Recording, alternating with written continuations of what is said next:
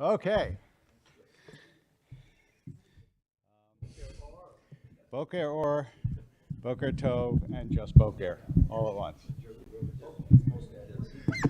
All right. Wow. Okay. I don't know. I did not set it up that way. I don't need to take any blame. Okay. Now, I will have this out because apparently they're going to send me the questions online on here. So I want you to know, no, I am not checking my email in the middle of the class, and therefore it is not a precedent for you to do the same. However, we are, as you know, broadcasting at the same time as we're classing, which is just a very weird thing. All right. So I have good news and bad news, always. The good news is, for the first time since before the pandemic, I'm going to Israel. The bad news is we won't be having class as a result for the next couple of weeks because I leave on Monday. And I will be back November 21st. That's a good question. I have not discussed it yet with others. Would you like me to? Would you like the class to continue and ask somebody to? Yes. You are going on that trip, right? I'm leaving before because I'm going to a separate conference. Right. No. You will be on the whole trip. Don't worry. Exactly. I want the jet lag gone. No, I'm going to the Maimonides conference. What's that? I'm sorry, I didn't hear you. No? Okay. All right. Those are all the announcements. So let's start. Lech Lecha. But I'm going to, as a result, I'm going to both speak a little bit about what comes before and what comes after with Avraham. And this is really going to be a little bit about a class of Avraham. And Avraham and Sarah both. But I want to start off by just a word or two about the comparison between Avraham and Noah, which is very well commented on, not only by the rabbis, but by later commentators, because God says to Avraham, walk before me and be tamim, be pure or holy. And it says that Noah walked with God. And so one of the commentators says that Noah walked with God because he needed support, just like a little kid needs to walk with their parent. But Abraham could walk before God because Abraham had the strength to be independent of God. And you can see that in the stories of the text, which is Noah basically does everything that God tells him to, but does nothing on his own initiative because he's not that kind of person, doesn't have that kind of power. He just does what God tells him to. God says, build the ark. Noah builds the ark. God says, bring all the animals. He brings all the animals. Does Noah warn anybody else? Hey, guys, there's a flood coming? No, he does not. Before he was proved to be a no-goodnik to the 10th degree, Bill Cosby had a great routine about Noah that obviously not appropriate to quote. But part of it is like if you're building an ark in your backyard, it's like the neighbors are going to be curious about why you're building an ark. In the routine itself, which I said I wouldn't quote, Noah, they ask Noah why he's doing it, and he says to them, "How long can you tread water?" But still, the reality is that the story of Noah is the story of one righteous person who basically discards the world. And when Abraham is faced with a city of unrighteous people, Abraham doesn't say, let them die, because all of Sodom is going to die. But remember, with Noah, the entire world was going to die. He doesn't say, just let them die. He tries to save the city by negotiating God down 50. What if there are 40 righteous people? What if 30 righteous people? Gets all the way down to 10. And utters that immortal line, will the judge of all the earth not do justice? Hashafet kol haaretz lo yaseh mishpat. So Abraham challenges God in a way that Noah is totally unprepared to do. And so generally the score, I mean, Abraham wins the game. I don't know how to put that. Abraham is considered a far greater figure in the Torah than Noah is, both for that and also because, honestly, the Noah story, it's not just that Abraham is greater because of what he does comparatively Sodom in the world, but the Noah story feels like the mythological part of the Torah, by which I mean the part of the Torah where these are like the founding stories of the world. You know, the creation in 7 days, the Garden of Eden, the Noah story. They're kind of the ones you might think of that are easily told to children. And when you get to Avraham, you start to feel like, okay, now we're dealing with a real person with whom I can identify. Like nobody really identifies with Noah, right? And even Adam and Eve, they're not about us as much. I mean, they are in a deep sense, in a mythological, structural sense, but they're not people that we can identify with. They didn't have the same dilemmas we do. Nobody like worries about, oh, if I eat this apple, I'm going to change all of human history, right? It wasn't an apple, but put that aside.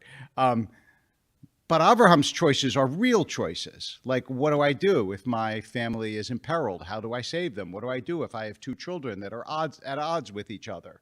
We're getting into the realm of the life that we live once we get into the realm of Abraham. And to start off the actual Abraham story is one of the things that is real about life that people know all the time is that you claim credit for things that others have given you, such that other people don't even know that I will often, this is a kind of trivial example, I will often tell stories and I will say, this story comes from blah, blah, blah. And then somebody online will quote it and say, Rabbi Wolpe said. And it makes me look great because it's usually a good story, right? But I didn't actually say it. What I said was, this rabbi said it or that person said it or whatever, but we all only hear a percentage of what other people are saying. And so we flatten other people's stories and we miss a lot of stuff. And we do that with Abraham, and it's not fair to his father. Because all we know about Abraham's father from the Midrash is that he's an idol maker, and this is how Abraham comes to God, which I'm going to talk about in a minute. Abraham's father makes idols. Abraham one day, when he realizes that these idols can't possibly be God, so Abraham smashes the idols. His father comes in the next day and says, what happened? And Abraham says, they got in a fight. And Abraham goes, and his father says, they can't get in a fight. They're idols. And he says, well, if they can't fight, then obviously I didn't create the world. Which, by the way, is a misunderstanding of idolatry. We can come to that in a minute. But it's also an explanation for Abraham springing almost fully formed out of this background that gives him no help, right? It's like somebody comes from this impoverished, uneducated family and becomes a genius in physics. And you say, like, it's almost as if they came out of the soil. But the truth is, that's not what happened with Abraham. Because remember, what does God say to him? Lech lecha me artzecha umi moladcha, from your land and from the place of your birth, umi beit avicha, from the house of your father. Which would lead us to think, oh, well, Abraham one day gets up in Haran, which is where he's born, and says, I'm going to go to Israel. But, look at chapter 11, verse 31. And what does it say? It says, Terach, this is Abraham's father. Okay, we're in Genesis chapter 11, verse 31. I'd give you a page number, but we all have different Bibles, different editions of the Bible. Terach took his son Abram. Remember, he's not yet Abraham. He hasn't changed his name yet. His grandson Lot, the son of Haran, and his daughter-in-law Sarai. She's not yet Sarah, the wife of his son Abram. And they set out together from Ur-Kasdim, and they came as far as Haran, right? So I'm sorry, before I should have said they started in Ur-Kasdim, not they started in Haran. So Abraham doesn't actually leave the place of his birth, Ur-Kasdim. Terach does. But does anybody give Terach credit? No. The parents never get credit. The kids, right? They forgot that they got it from the parents. But poor Terach, like, all he gets remembered as an idol maker, but he's the one who left Ur Kasdim and brought Abram with him. Now, how that turns out to be that, I don't know. But I think that it's really, it is certainly a feature of human nature that we tend to lump. It's like every quotation was by Churchill or Twain, right? They didn't say every witty thing that was ever said, but when some unknown person says a witty thing, it migrates to either Twain or Churchill. And the same here. Abraham wasn't the only person who left his home in the history of the world. Actually, his father did too. This is part of a family history. Abraham got some of what he was, obviously, from the home he grew up in. And so I'm of the pro-Terach camp. I know that the story about the idol maker makes him seem bad. Remember, first of all, it's a midrashic story. It's a rabbinic story. But also, no matter what, even if he was an idol maker, which is entirely possible in the world of idolatry, right? Someone had to make the idols. Why not Terach? Even so, he does bring Abraham the first part of his journey. He does. So you've got to give him some credit for leaving Ur Kasdim in the first place. And I will just leave it at that. I just think that without knowing what the circumstances are, it reflects an interesting human phenomenon, which is when you have a very great figure, you tend to put all the stuff that's good on that one great figure and forget all the various influences around them because they're Churchill, So we don't talk very much about Jenny, who was Churchill's mother, who was American and who was apparently very charismatic, very interesting, but she didn't save the world. Her son did, so forget about her.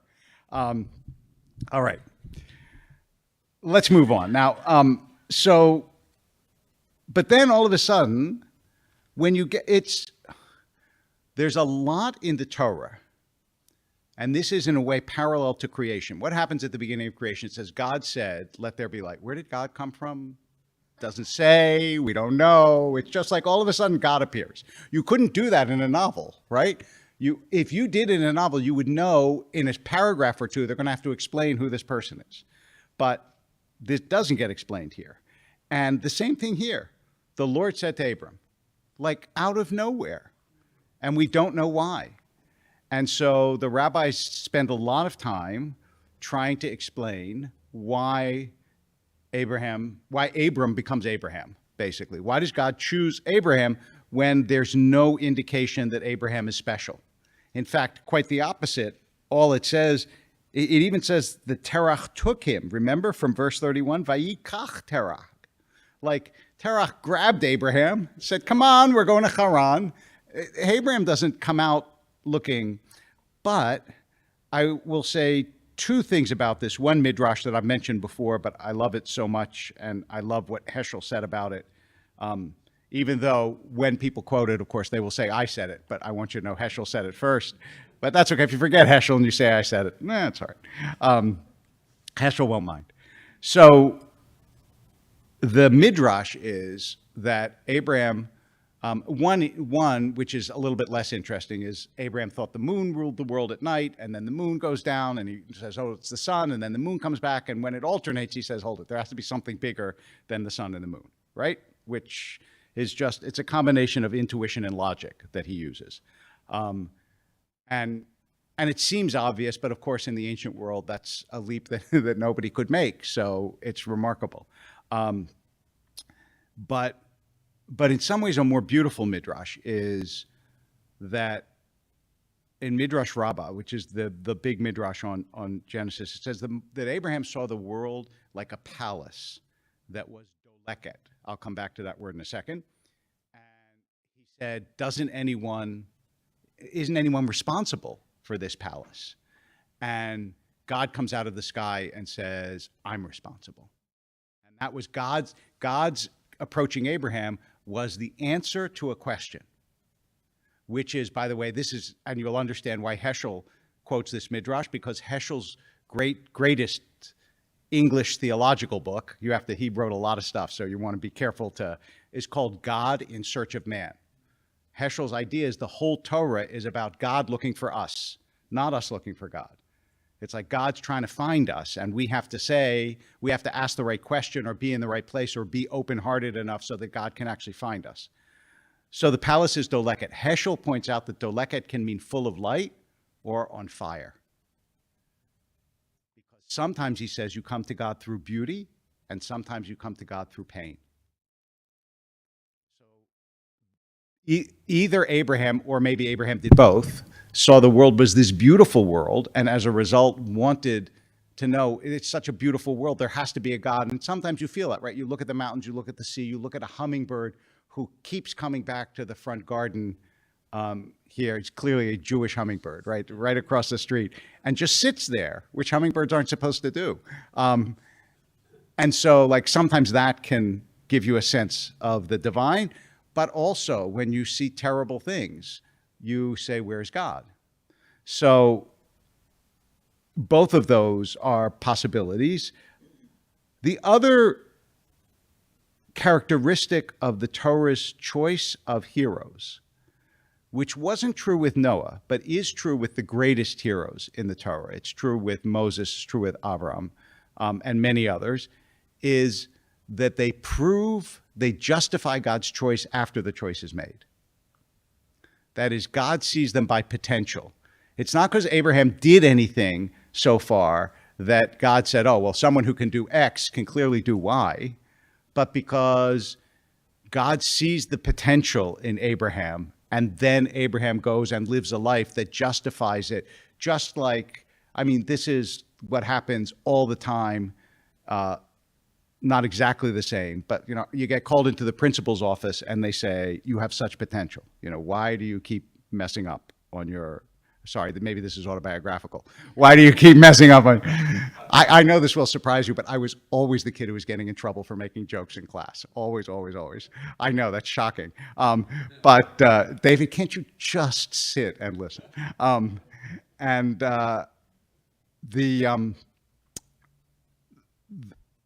The recognition that Abraham has something in him that is deep and special is God's recognition.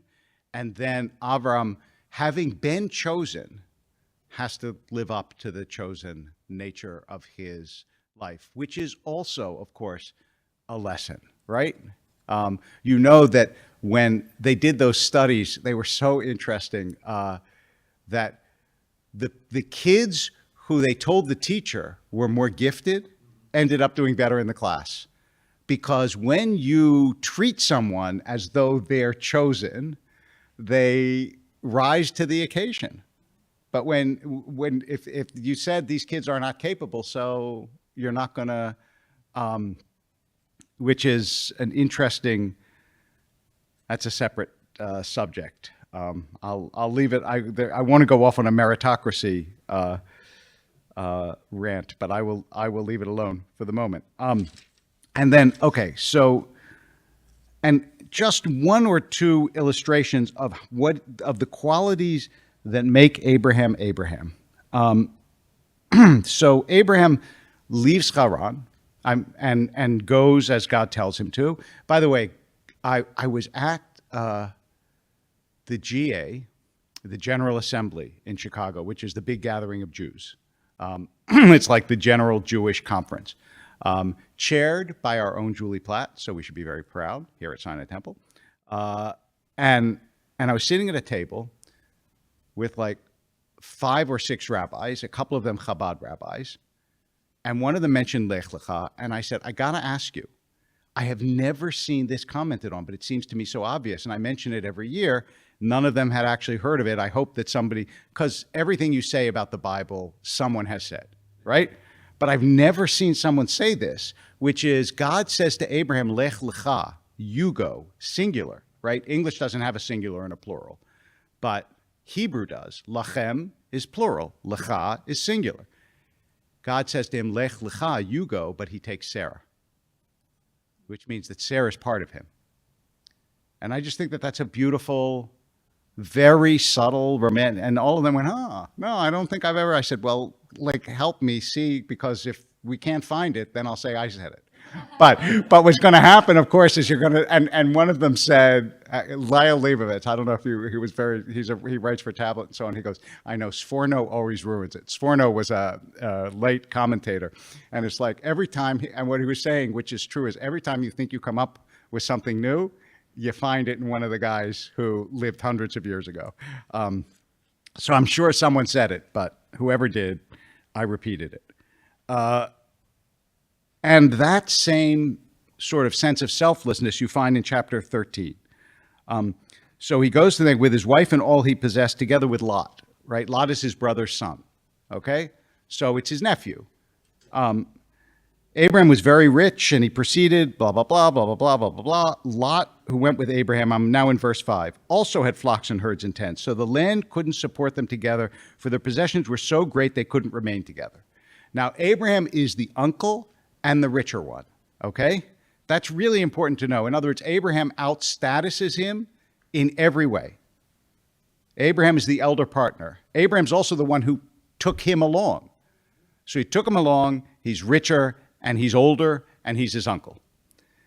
And there was quarreling between the herdsmen of Abraham's cattle and Lot's cattle. The Canaanites and the Perizzites were then dwelling in the land. We'll leave that alone for a moment. Except, again, for my joy, that the only reason anybody remembers who the Perizzites are is because they dwelt in the land that the Jews took. And if you told an ancient Perizzite, by the way, it's because of these couple of guys over here that in thousands of years people are going to remember you, they would think you're crazy. There's Abraham, Lot, Sarah, and some herds, and there's a whole tribe of Perizzites. And anyway, Abraham said to Lot, "Let there be no strife between you and me, between my kinsmen and yours, for we're kinsmen. A herdsman and yours, sorry, for we are kinsmen. Is not the whole land before you? Let us separate." Now, the normal thing to say is, I'll take this part, you take that part, right? Doesn't do that. He says, if you go north, I'll go south. If you go south, I'll go north. In other words, Lot, you choose where you want to go. And that, again, is a very unusual level of, especially when you are the person in authority, and especially when it's your livelihood, because it's all about land, right? It's still all about land, right? It's always about land. As they say, God's not making any more of it, so it's about land. This was before the Lord had destroyed Sodom and Gomorrah all the way to Zoar, like a garden of the Lord in the land of Egypt. So Lot chose for himself the whole plain of the Jordan and journeyed eastward. In other words, he took the best. That's what Lot is like. So now we know something about Lot, right? He took the best land, and any contemporary reader would know that, right? We don't, because we are not as familiar with the geography of Israel. But Lot says, okay, if I have a choice, I'm going to take all the good stuff. And already you see the way in which is so beautiful, a couple of different ways, from the Lech Lecha, from this, from Terach having gone first, the way in which the Torah demands of you that you see the comments on human nature. It doesn't make them explicit. It doesn't say, Lot took the good land because he was kind of a jerk and Abraham was a good guy, or some ancient equivalent of that. No, it just tells you what happened, and you have to be aware enough or informed enough to be able to draw the conclusions about human nature. And years ago, boy, how do I tell this story? I just thought of this, but there was a guy who gave a lecture at the TED conference. And he told a joke, which I really can't tell. I wish I could. And I can't even tell the euphemism of the joke because it's that. But the point of the joke was, without telling you what it was, the point of the joke was that it takes a second before you understand the punchline. Like, it's not an obvious punchline. You have to think about it for a second, and then you get it and you start to laugh, okay? And he said the best jokes are always a collaboration between the audience and the joke. And this was a guy who'd written sitcoms, and so I don't remember who it was, but he was like very well known in the comedy world. He said, a joke that's too obvious, you can laugh, but then you don't feel good as being part of the audience. And part of the laughter of the joke is you got there. And the Torah gives you that, not in humor, but the Torah gives you that same sense, which is you got there. And so it feels deeper, better than if it made everything explicit. And it also gives you more room for interpretation. And it works because here, honestly, I'm not kidding about this. Years later, I remember the joke in part because of the point. Because I think, I was like, after we all laughed, he said, did you notice the lag time between the end of the joke and the beginning of the laughter? He said, like, that's the key time when you were getting to what the punchline was. So after this, and it is only after this that God says, raise your eyes and look from where you are to the north, the south, the east, the west. I give this land to you and your offspring forever. Since today is an election in Israel, I want to make a point that very few Jews appreciate that is incredibly important about this, this creation of boundaries for the first time, right? Which is, this is the first time in human history of which I am aware, and I don't think there was a time before that. Not when people said, this part of the land is mine, but when they said, and therefore that part of the land is not mine. The Jews said, okay, this is ours, but the rest of it is not ours. In fact, when they go into the land in the book of, right before the book of Joshua, right at the end of Devarim, and 2.5 tribes, Reuven, Gad, and Chatzi Menashe, they say to Moses, we don't want to go into the land. We want to stay on the other side of the Jordan. Moses doesn't say, okay, that'll be ours too. The boundaries keep us inside. Israel's ideology is the opposite of colonialist. It is, this is ours, but we're not going to invade Ukraine because that's not ours, right? Just take a contemporary example. And I don't think we sufficiently appreciate that fact, that when you say just this is yours, that means that you have no imperial ambitions outside your land. Now, there are arguments, obviously, about what the boundaries are inside the land, but there are never any arguments in Israel, we really should own Jordan. We should have Syria. Never. Not in history and not in contemporary times. Why? Because that's outside the boundary, and outside the boundary isn't ours. Anyway, weirdly, I don't think that many Jews make that point, but it's a pretty powerful point. All right, then there's this big war, which is really fascinating, but we're going to move it along. And then God promises Abraham that he'll have lots and lots and lots of offspring, which we're still waiting for. Okay, then there is the covenant,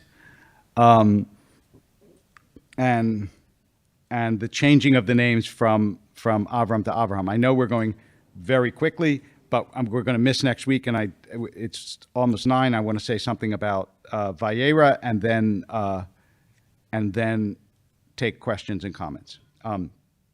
First of all the Avot change their name, right? Except for one. Avram becomes Abraham. Jacob becomes Israel. Why doesn't Isaac change his name?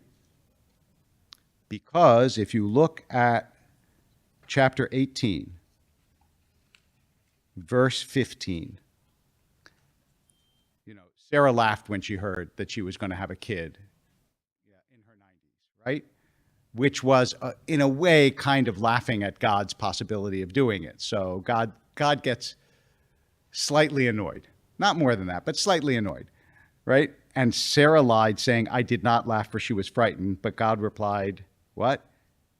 Lo, no, ki tzachakta. No, you Isaac. That's Isaac's name, Yitzchak. You will laugh. He's the only one that's named by God.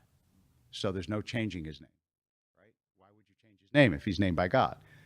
The others are named by human beings, so they get their name changed. Even Joseph gets a name change, in a way, because he's called by the Egyptians Safnat Paneach, which means unraveler of riddles. but Isaac is always, always Isaac. And I just think that that's a beautiful thing, since Isaac gets the least press of any of the Avot. His merits are quite beautiful. The other merit that Isaac has is that he always dwells in Israel. Okay, but let's move on. There's the story of Sodom. We talked about that. And then Isaac is born, and Hagar and Yishmael are cast out of the house. And then we come, of course, to the most commented on single chapter probably in all of the Bible, which is the Akedah, the binding of Isaac. And that's chapter 22. And then, by the way, right after that, we come to Chaye Sarah, which is the parsha right after. There's no parsha named after Abraham, but there is a parsha named after Sarah. Because after all, Sarah is the determinative, right? It's like Abraham has other kids. In fact, even after Sarah dies, Abraham has a bunch more kids, but none of them matter. It's only the kid with Sarah that matters. I mean, the kid with Hagar, you can argue Yishmael, if Yishmael obviously has consequences in history. But in terms of the biblical story, the only one that matters is the child that Abraham has with Sarah. And if you doubt this, just look at the end of chapter 20, of 22. It says sometimes later, one second, oh, that's his other kids. I'm sorry, 25, chapter 25. Abraham took another wife whose name was Keturah. She bore him Zimrad, Yokshan, Medan, Midian, Ishbak, and Shua. And then they give the line, and that's the end of it. You don't hear anything else. In other words, Abraham, who now was well over 100, had how many more kids? 1, 2, 3, 4, 5, 6 more kids. 6 more kids. It was like a Brady Bunch in your hundreds. That was the name of the show that they had on. So, what's that? The AV Bunch, exactly. Well done. So there is clearly something special about this union and this child, and I'll just close with 1 or 2 comments on the Akedah, even though we could speak about it all day long, which again is chapter 22, and it's Soloveitchik who points out that at the end of the Akedah, verse 20, why does it have that postscript? Remember, God takes Isaac up to the mountain to kill him. Isaac does not kill him. And then it says, sometime later, Abraham was told, Milcah too has borne children to your brother Nahor, Uz and Buz and Kebuel and Chesed and Chazo and Pildash, on and on and on. It's almost like Abraham has this one precious child, and everyone around him is having kids willy-nilly. Yep. Child after child after child after child. And it is, again, a lesson that the Torah in its stories makes clear, even though in its rhetoric it says the opposite, which is your effort and your goodness are not commensurate with your reward in this world. It's not like, well, Abraham was obviously better than his brother Nahor, so Abraham gets to have billions of kids. No, it's not true. That's just not the way the world works. And when at the end of Abraham's life it says, Berech Avraham Bakol, that God blessed Abraham with everything, everything is everything, good and bad, right? Throwing a kid out of the house, famine, everything, the bad stuff as well as the good stuff. He blessed him with the full range of life. Okay, now I have 3 messages, which means we have questions. Okay. One was not a question, but a request. Will I continue doing this until the end of time? No, it doesn't say that. Yes. The question is, as remarkable as Abraham was, doesn't the Talmud remind us, keeping in mind his imperfections too, he didn't pray to God to cancel the decree of peoples being oppressed 400 years in a strange land, which is from the Talmud. Yes, but also, by the way, there are other things that Abraham didn't do, which, I mean, passing off his wife as his sister is which he does when he goes down to Egypt, is at least a controversial issue. Some Meforshim, some commentators approve of his doing it, and some of them disapprove. It's like he thought, if I don't say she's my sister, then Pharaoh will kill her. But others say that that shows a lack of faith, right? You should have just assumed that God wouldn't let. And then other people say, well, you don't rely on God in a situation like that. And you can, they're Jews. It goes on and on and on. But one of the things that I think is so beautiful and powerful about the Torah is that you don't have any perfect people in the Torah. That's why, like, no Jew in the history of our tradition has raised their kids saying, I want you to be just like Moses. Right? We don't wear bracelets that say, what would Moses do? Because Moses is not a perfect person. He would do the right thing more often than we would, but there's no perfect people because they're people.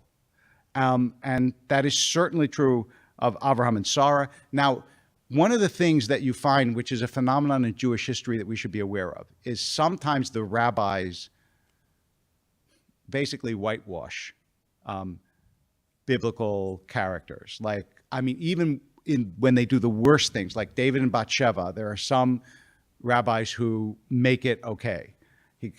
When Uriah went off to war, he gave his wife a conditional get, so she wasn't really married when David took her, and on and on and on and on. But realize that part of the reason that they did that is we only have half of the conversation. We don't have all the people around them that were attacking the Torah and were attacking the sages. And when someone attacks somebody that's dear to you, you don't say to them, you know, you're right, they had some flaws, they did this wrong. No, you say, no, you don't understand. They did it right. You just don't get it. And the rabbis were for a long time consistently under attack. And we don't have, in fact, there is a book written by Josephus, which is supposed to refute anti-Semitic stereotypes. And the only reason we know what those stereotypes are is because we have this book by Josephus that refutes them, right? The book, it's called Against Apion. The book itself is lost. Apion's lost. And so what we have here is sort of half an argument. And I think that part of the reason why some rabbis were more willing to concede faults was because they lived in a more secure place where that was okay and it wouldn't lead to, just like Kol Nidre. Kol Nidre, which says, you're relieved of all your debts. Do you know how many anti-Semitic stereotypes that has led to over the years? So people had to defend Kol Nidre. And part of the reason, because Kol Nidre eliminates all vows, but it's really vows between you and God, not like the money I owe you doesn't get canceled by Kol Nidre. But you can see how that would lead to. Anyway, so what you get partly is defensiveness in the Talmud and the Midrash, because they lived in very, very difficult. And one of the reasons why we can speak easily and openly about flaws in biblical characters is because no one's attacking us about it, right? They're attacking us about other things, but not about that. Okay, so questions about, yes, 1, 2, 3. So it's a beautiful notion that God chose Abraham because of his potential. So a contrast to that is Noah, where he explicitly says, or at least the Bible explicitly says, he was good. Right.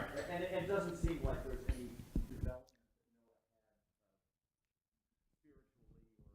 So that's a really great, okay, let me just repeat it in case people didn't hear. You said something that we had mentioned before, but then you took it in a direction that's really nice, which is, it says first that Noah's good, and then God, lets him save the world. It doesn't say that Abraham's good, but in Abraham, as you just pointed out, you see growth and change. In Noah, not only do you not see growth, but actually afterwards, he gets drunk and I'm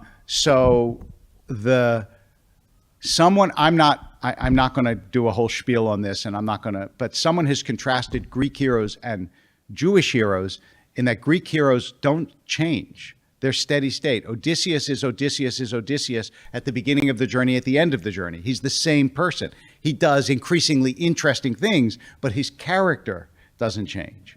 Achilles is angry from the beginning of the Iliad to the end of the Iliad. He's always angry. He shows mercy, but it doesn't exactly change. But the characters in the Torah really do change. And so the ideal here is growth. So that contrast between the biblical heroes in a collection of essays, I'm trying to remember who it was, what the name of that was. I think it may have been Matthew Arnold who first said it, but I don't know. Anyway, it's not, I know what you're thinking of. You're thinking of Auerbach and Mimesis, Odysseus' scar. I don't remember if he's the one who first says that, although it's a great essay. If you're going to read only one essay on the difference between the Bible, and what Odysseus' scar, by the way, okay, since you brought it up, let me just say very quickly. It's, first of all, a brilliant essay by a brilliant Jewish immigrant who wrote this book in Turkey with a lot of the books that he was quoting not around him. He quoted them by memory. And it's all through the Western canon. And what Auerbach says about the Torah is the reason it's called Odysseus' scar is when Odysseus comes back home after the Odyssey, his maid, nobody knows that it's Odysseus, because he wants to kill all the people who've been trying to sleep with his wife, which, spoiler alert, he does.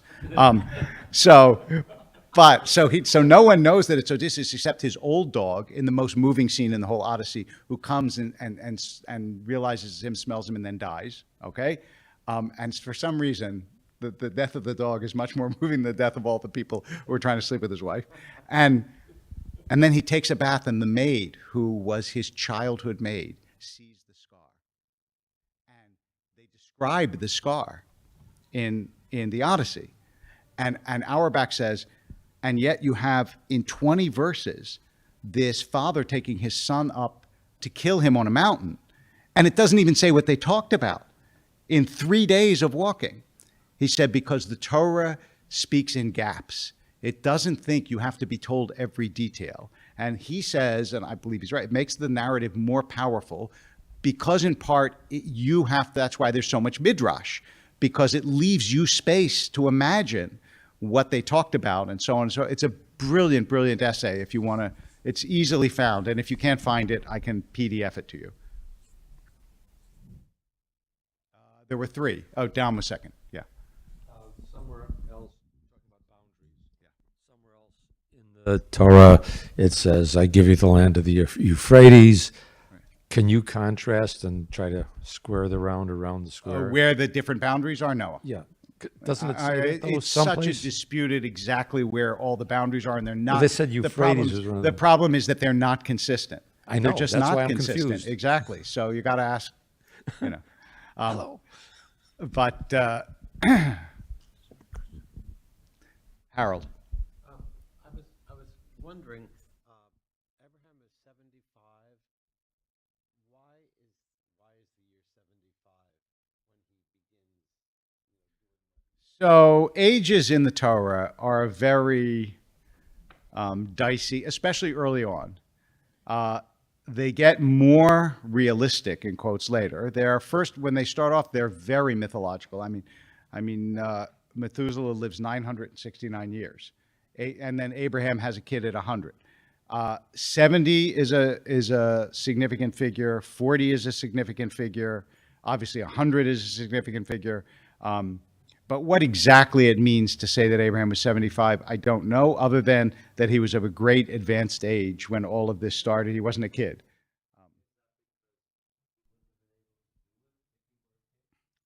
Maybe. I don't know. Your guess is as good as mine. Let me put it this way. There are prodigies. There are young prodigies in certain fields. There are musical prodigies. There are prodigies in mathematics. There are prodigies in chess, for example. But it's almost unheard of to have a young prodigy in wisdom, right? Someone who's 12 is rarely deeply wise, maybe never. So it might just be that Abraham had to live somewhat before he could, I don't know. Yeah.